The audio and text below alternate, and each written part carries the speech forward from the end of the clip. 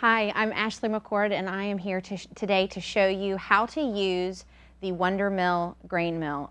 This is one of the finest electric grain mills on the market today for several reasons. How it works is you have two stainless steel grinding plates with interlocking teeth.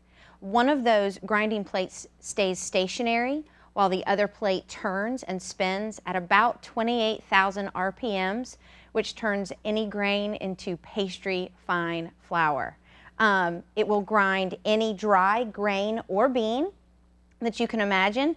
You do not want to grind anything oily like flaxseed or coffee beans, any type of nut or seed that's going to turn into butter. Those are not the types of things that you want to run through this mill.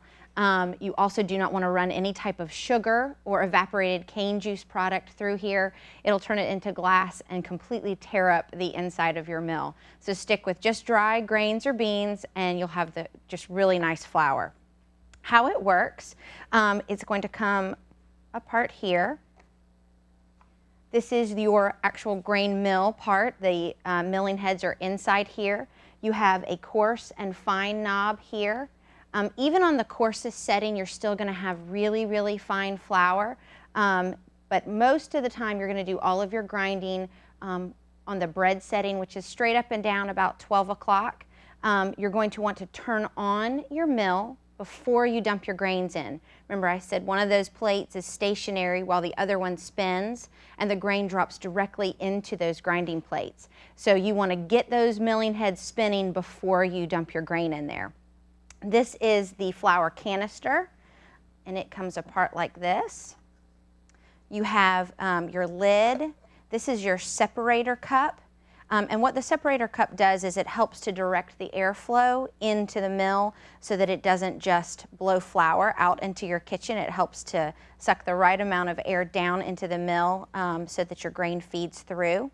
You've got a small plastic tab right here. If this ever breaks off, don't worry about it. It's not important to the use of the machine. All that that's there for is this cup has a little flat surface here. And what that does is you want to line up that flat surface of the cup parallel with that plastic tab and just snap right on. You don't want to twist the cup over that plastic tab. It's just a guide. So you want to start by putting your separator cup on. Like I said, it helps to direct the airflow. You're going to have, your mill's going to come with two of these sponge filters. This just helps to keep the very, very super fine flour from blowing out into your kitchen. The tube here spins out and then hooks right into the side of the machine. You want to make sure that you push that all the way in till you kind of feel it go all the way in there. And then, like I said, you want to turn your mill on before you grind your wheat. So let's go ahead and grind some grain.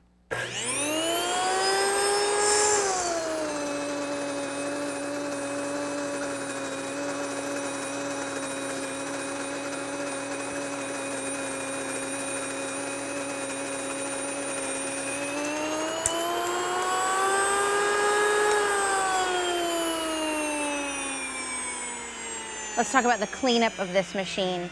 By letting the mill run for a few seconds after that grain goes through, you actually just cleaned the entire inside of the milling heads. So be sure to turn your mill on before you dump your grain in, and then let it run a few seconds after the grain passes through, and that completely cleans the inside of your mill.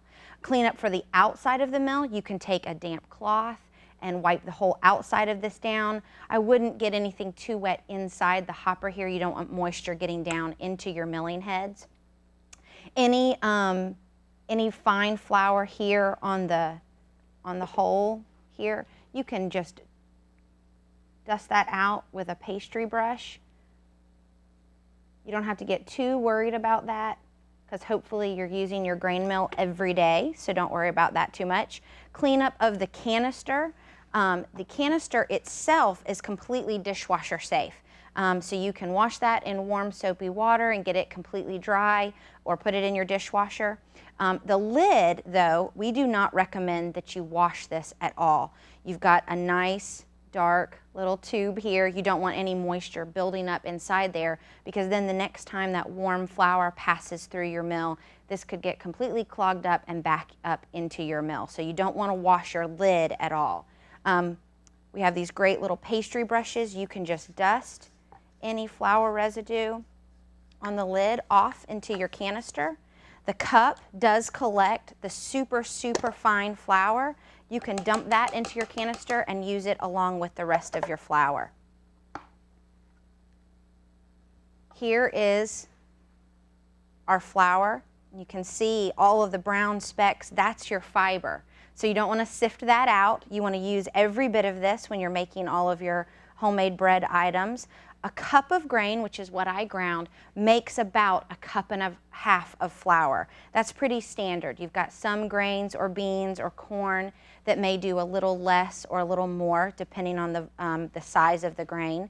You can run corn, yellow corn, white corn, or popcorn through this mill, and it's going to make cornmeal. Even on the coarsest setting, it will not do it coarse enough for grits. But that is your flour, and that's how easy it is to make your own freshly milled whole wheat flour.